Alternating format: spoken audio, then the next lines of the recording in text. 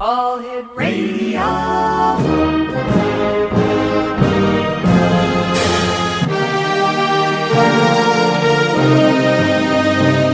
Welcome to the X Zone, a place where fact is fiction and fiction is reality.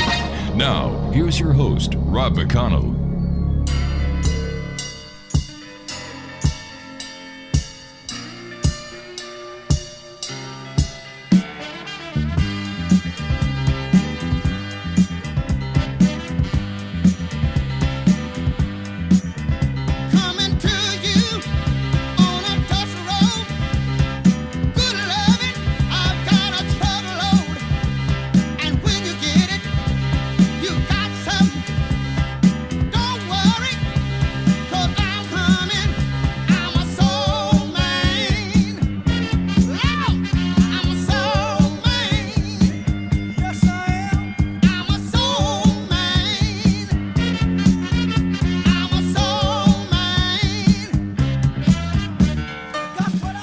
Welcome back, everyone.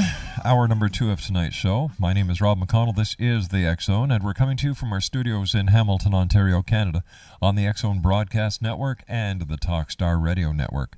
If you'd like to send an email to me here anytime, night or day, I always get my email. You ready? Got your pencil and paper out? Okay. Xzone at Xzone Radio TV, and Xzone is spelled Xzone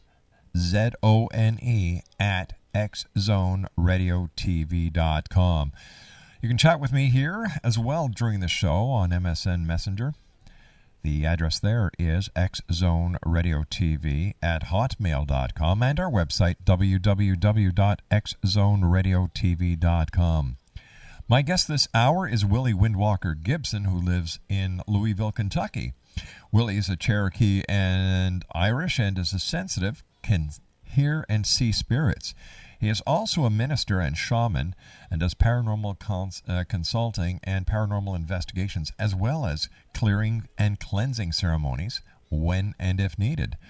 Willie is also a writer. He has 2 books out, The Shaman Windwalker on Amazon.com, and his new book, Soul Warriors, is also available now on Amazon.com. Willie also writes a column for Visions magazine called Ask a Shaman, as well as feature stories. Joining us now is Windwalker Willie Nelson. And Willie, how are you, my friend? I'm doing great, Rob. Tell us about your new book, The Soul Warrior. Well, Soul Warriors is a continuation of my first book, The Shaman Windwalker. The Shaman Windwalker talked about my beginnings, as a sensitive. I started when I was 10 years old when I started to see and hear spirits. And that book went up to 1995, and then people wanted to know what happened after 1995, what I've been doing, so I decided to do a continuation called The Soul Warriors, and it has it has cases in it that I've worked, and different things in it, like murder cases that I've worked, different hauntings that I've worked at, and there's a few things in there that tells people what to do and how to progress in their psychic abilities. When was it, Willie, or what was the paranormal event that catapulted you into doing what you're doing now as a professional? I guess, as I told you, as a child, I was kind of inching my way along. Back in the early, middle of 1960s, you really didn't have too much teaching around that area. I would see and hear things, and I would go tell my father about it, and he would try to tell me what was going on because he believed me, because he had a little bit of psychic abilities too. But I guess it would have to be what really set me off was in 1984 when my father passed away. 2 weeks later, I was in his room actually, and I was laying down in his bed, and I was just looking up the ceiling, and it was like 9 o'clock in the morning. And I felt a tug at my foot, and I raised up, and there's my father standing at the foot of the bed. And I sat up, and I just looked at him, and he kind of glided over to the side of the bed, and he smiled at me, and he pointed down and showed me his legs. Well, see, my father was a double amputee, and he wanted to show me that he had his legs. And after that, he faded away. So after that happened, I kind of went on ahead and started learning as much as I could about my shaman, about my heritage and shamanic abilities, and I guess it was seeing my father in spirit is what set me off. Willie, stand by. You and I have to take a commercial break. We'll be back in 2 minutes. Exo Nation. Our guest this hour is Willie Windwalker Gibson. His website is spiritually.fatcow.com/Windwalker. That's spiritually.fatcow.com/Windwalker. And the name of his new book is Soul Warriors, and it is also available on Amazon.com, as is his first book, The Shaman Windwalker. And we'll be back on the other side of this 2-minute commercial break with our guest this hour, talking about the paranormal. We're going to talk to Willie about some of the murder cases that he's worked on, hauntings, and being a paranormal clergy. This is the X Zone, and we still have so much to do tonight. In fact, one of our guests later on is the director, producer, and the gentleman behind Shadow Government, how the global elite plan to destroy democracy and your freedom. I'll be back on the other side of this 2-minute commercial break. Don't go away.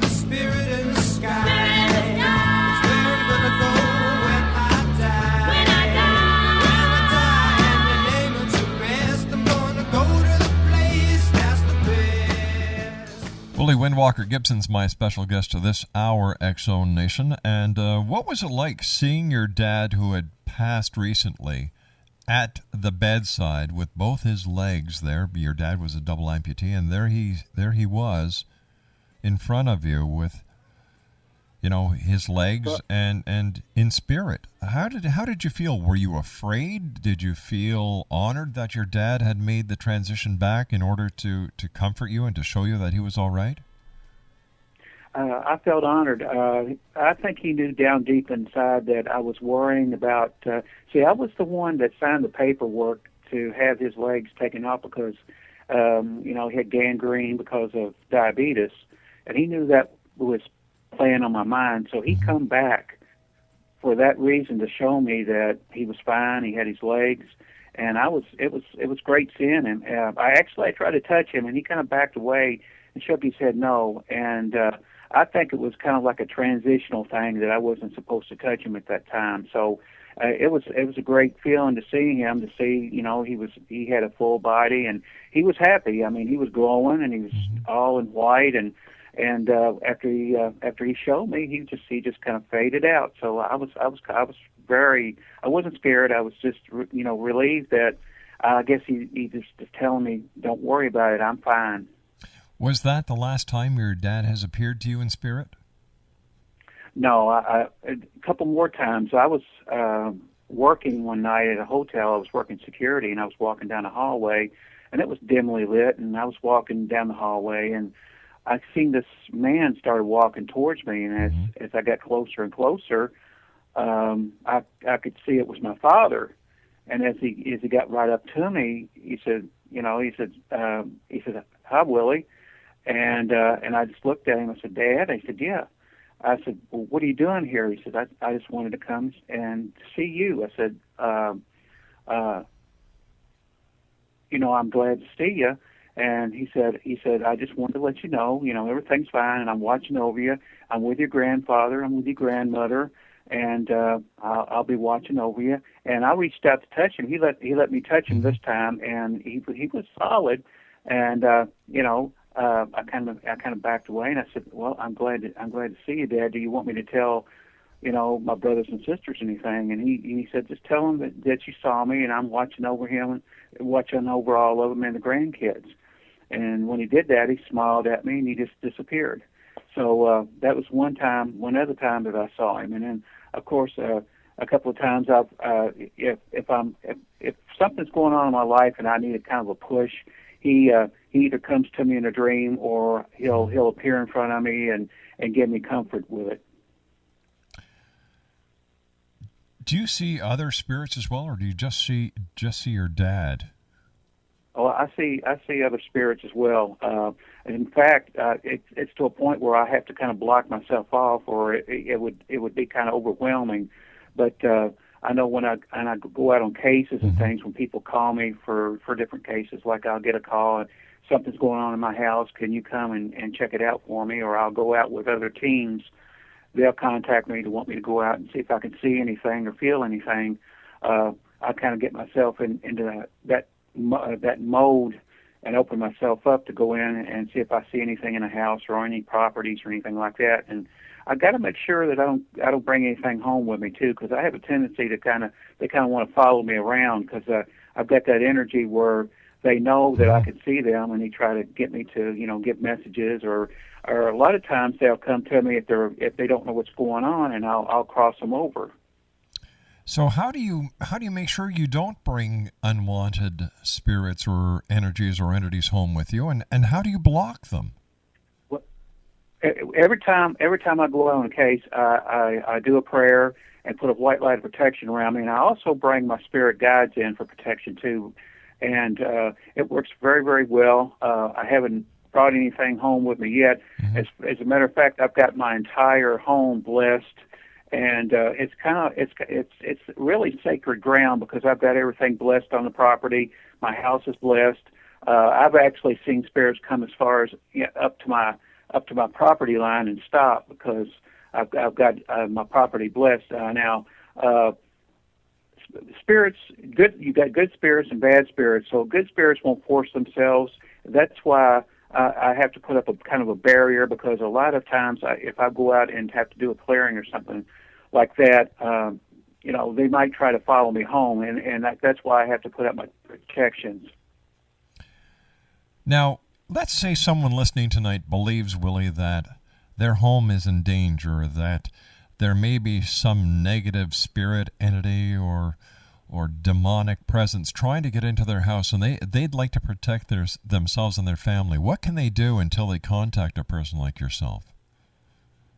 Rob, you're breaking up. I didn't hear your question. I said, how can people protect themselves from these evil spirits who may want to be getting into their house or possessing them until they can contact a person like yourself? Well, it all boils down to how open a person is and what their beliefs are. If you're a person of real faith, you can go ahead and do your prayer. I usually tell them to put up a white light of protection around their house and do a prayer, protection prayer. If they can get a hold of some holy water or some sage, I have them go ahead and do a minor blessing on the house to try to hold everything at bay. If they're really having a lot of trouble with a negative entity or something really nasty trying to get into the house or bother them, that'll give them time to hold it at bay until they get a hold of somebody like me or somebody from the Paranormal Clergy, which I'm a member of. Now, the Paranormal Clergy is based out of Louisville, Kentucky, and it was founded by Bishop James Long of the Old Catholic Church. And the reason he founded the Paranormal Clergy was because in case something really bad does happen, like it's very seldom that this happens, but if there is a demonic entity or a nasty entity or something's going on in a person's house, or even if a person's possessed, it doesn't, he has certain criteria that he has to follow, but it's not as long as criteria that it is with the regular Catholic Church. So he's able to go in and have his investigators go in, and if they're pretty well satisfied that there is something demonic going on, he's able to go in and take care of it. Or he's asked me to join the clergy a couple of years ago because he was having a lot of Native American cases, and where people wanted a shaman. So he's asked me to come on board as a shaman too, to help out in certain demonic cases, or cases that involved, say, desecration of graves or anything like that I might go in and take care of. Tell me, how real is evil? It's pretty real, because I have now, a lot of people see on TV all these demonic cases on TV and stuff. You might run into a real demonic case 1 out of 100. A lot of it is just nasty entities that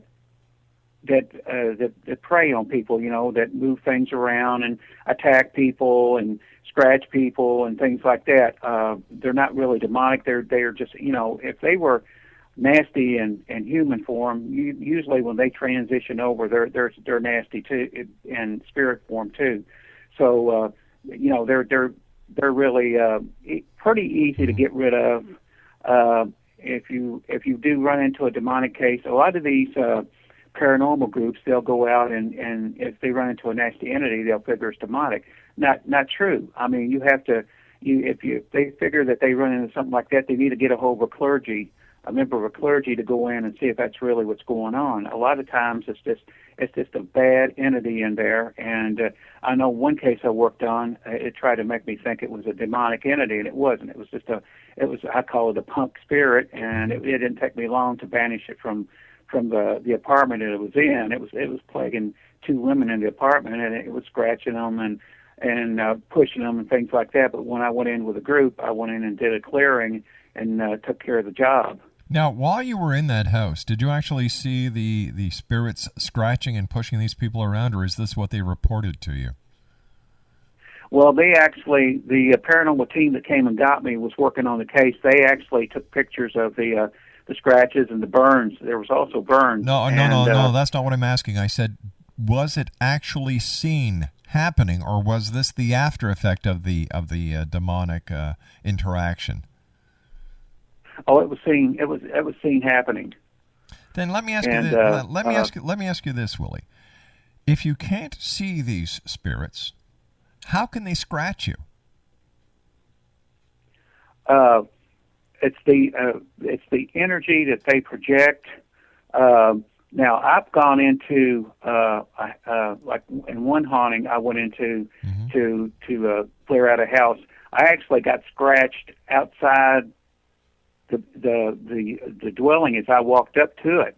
I mean, 3 scratches appeared on my arm, and as I walked in, I felt this push trying to keep me out of the house. So I can actually feel that energy and the scratches when they happen. I actually, the pictures were taken right at the time it happened, and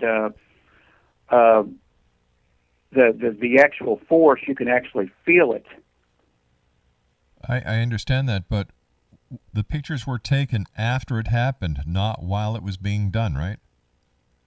Yeah. Interesting. You and I will be back on the other side of this commercial break with the news as the X Zone continues here on the all-new X Zone Broadcast Network and Talkstar Radio.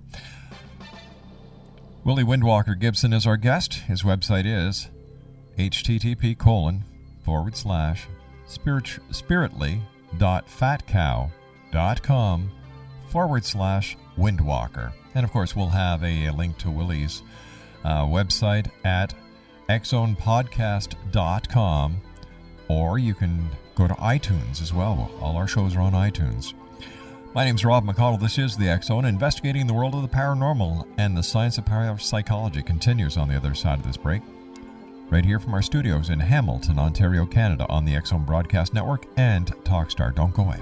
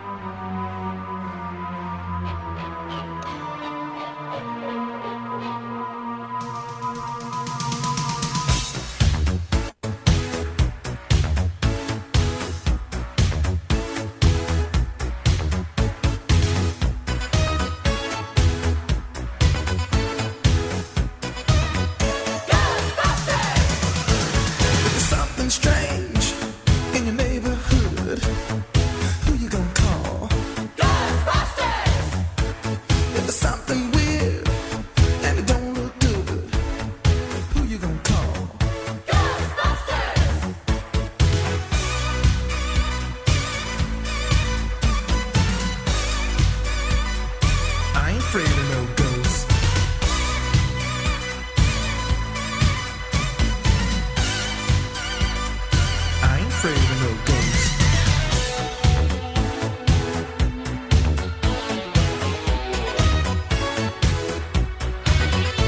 If you're seeing things running through your head, who can you call? Ghostbusters! An invisible man sleeping in your bed. Oh, who you gonna call? Ghostbusters!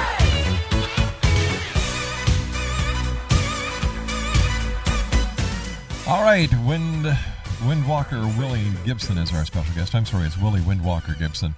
No disrespect meant there, Willie.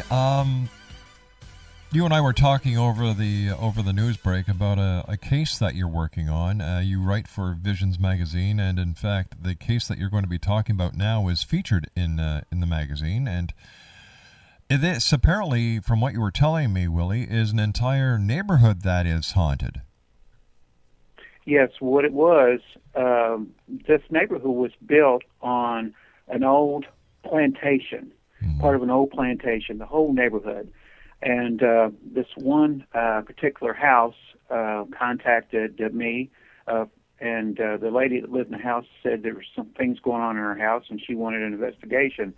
So I went in to do the investigation, to do a walkthrough with a paranormal team. And but as I was walking towards the house, when we pulled up, as I was walking towards the house, I could see in back of the house was woods. And in the back of those woods, I could see like an energy field along the ground. So that kind of told me something was going on right away. To explain it to you, if you would see what a hot road would look like, that's what it looks like. It kind of like wavy heat signatures is what I see. So as I was walking up to the house, this was in August. I was in short sleeves, and I felt a burning on my arm, and there were three scratches that was going down my arm. It went down my arm, and right away, one of the paranormal team members took a picture of it, and we went on into the house. And right away, I felt different entities in the house. There was 5 different entities. There was even a kid, and there was a female child in there. There was one entity in there that had been burned up in a fire. There was another entity that, it just took resonance there because they liked the energy in the area. So all in all, we had to deal with 5 entities. As I walked on through the house, I could feel that there's something going on up in the attic. As I walked up into the attic, I found there was a big portal type of energy in the attic, and where these entities were coming out. So right then and there, we knew we had to close that off. So as I finished the walkthrough and did the report to the person that lived in the house, and they decided that they wanted the house cleared. So of course, the paranormal team set up their equipment and everything. They do their thing, and I do my thing. So they set up their equipment, and I tried to sit down and make contact with the spirits in the house. One of the spirits, as I said, was a little girl, and she had actually this little kid had died probably 150 years ago, and she died of pneumonia, and she was lost looking for her mother, and we were successful. I was successful in crossing her over. One of the other entity that was burned in the fire, he was kind of reluctant to go. He was kind of scared. But after I talked with him and put him to ease, I was able to cross him over. And the other 3, I literally had to banish from the house. They would not cross over, so I had to do a clearing and a ceremony to banish them from the house.